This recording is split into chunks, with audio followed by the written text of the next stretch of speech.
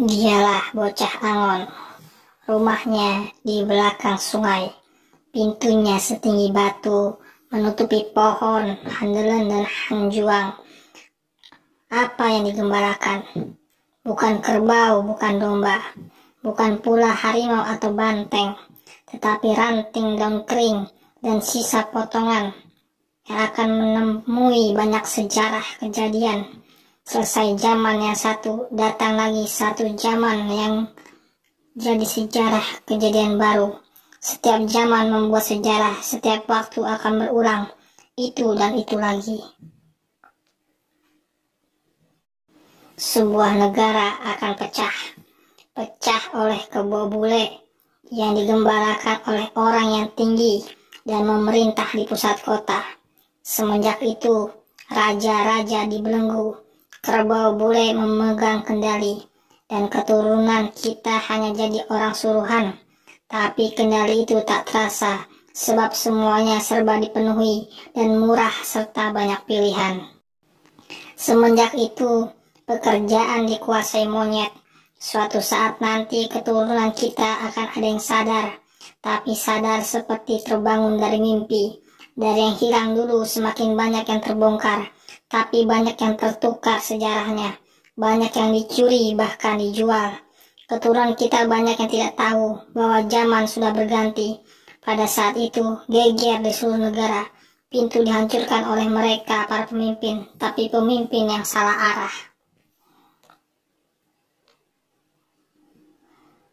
Bobule kabur. Negara yang pecah diserbu monyet. Keturunan kita yang tertawa, tapi tertawa yang terpotong. Sebab ternyata pasar habis oleh penyakit, sawah habis oleh penyakit, tempat padi habis oleh penyakit, kebun habis oleh penyakit.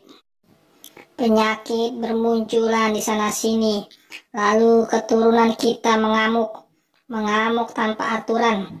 Banyak yang mati tanpa dosa.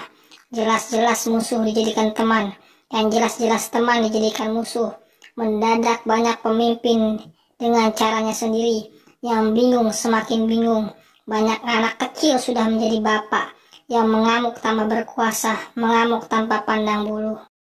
Kemudian akan muncul seorang penguasa yang mendirikan benteng yang tidak boleh dibuka, yang mendirikan pintu yang tidak boleh ditutup, membuat pancuran di tengah jalan, memelihara elang di pohon beringin.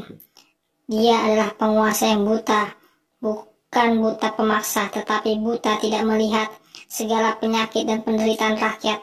Penjahat juga pencuri menggerogoti rakyat yang sudah susah. Ketika bangsa semakin maju, akan muncul penguasa yang buta tuli, memerintah sambil menyembah berhala yang bernama uang. Lalu anak-anak muda salah pergaulan.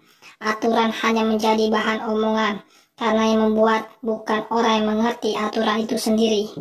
Wajar bila kolam semuanya mengering, pertanian semuanya puso, bulir padi banyak yang diselewengkan. Sebab yang berjanji banyak tukang bohong, semua diberangus janji-janji belaka. Terlalu banyak orang pintar, tapi pintar kebelinger.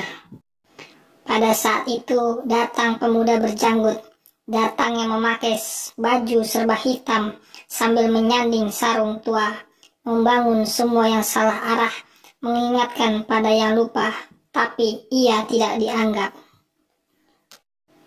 Yang bertengkar akan terdiam dan sadar, ternyata mereka memperebutkan pepesan kosong, sebab tanah sudah habis oleh mereka yang punya uang. Para penguasa lalu menyusup dan bertengkar ketakutan kehilangan negara. Lalu mereka mencari bocah Angon, yang rumahnya di ujung sungai, yang pintunya setinggi batu, yang rimbun oleh pohon handelem dan hanjuang.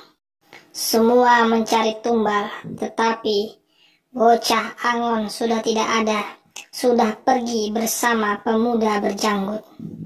Zaman akan berganti lagi, tapi nanti, setelah gunung gede meletus, disusul oleh 7 gunung, ribut lagi seluruh bumi.